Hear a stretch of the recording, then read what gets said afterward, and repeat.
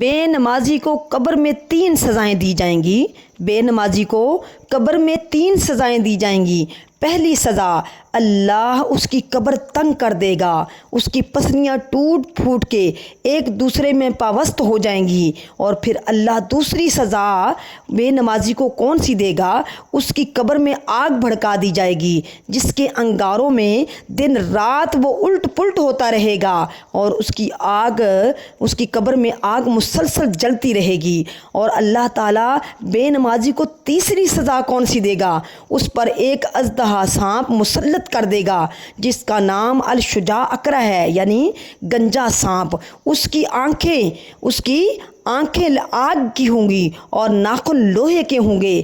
ناخنوں کی لمبائی دن کی مسافت کے برابر ہوگی۔ وہ گرجدار بجلی کی آواز میں کہے گا، میں الشجاع اقرع ہوں، مجھے میرے رب نے حکم دیا ہے کہ میں تجھے فجر کی نماز قضا کرنے پر ڈنگ ماروں۔ وہ بندہ آگے سے کہے گا کہ مجھے ڈنگ کیوں مار رہے ہو؟ تو وہ الشجاع اقرع، وہ سانپ آگے سے یہ جواب دے گا، مجھے رب کی طرف سے حکم ہے کہ میں تمہیں فجر کی نماز قضا کرنے پر ظہر تک ڈنگ مارتا رہوں گا، اور پھر ظہر کی نماز قضا کرنے پر عصر تک ڈنگ مارتا رہوں گا، اور پھر عصر کی نماز قضا کرنے پر میں مغرب تک ڈنگ مارتا رہوں گا، اور مغرب کی نماز قضا کرنے پر عشاء تک ڈنگ مارتا رہوں گا، اور عشاء کی نماز قضا کرنے پر فجر تک ڈنگ مارتا رہوں گا، اور اسی طرح میں ہر روز تمہیں ڈنگ مارتا رہوں گا حتیٰ کہ قیامت آ جائے گی، یہاں تک کہ قیامت آ جائے گی اور میں تمہیں مسلسل ڈنگ مارتا رہوں گا۔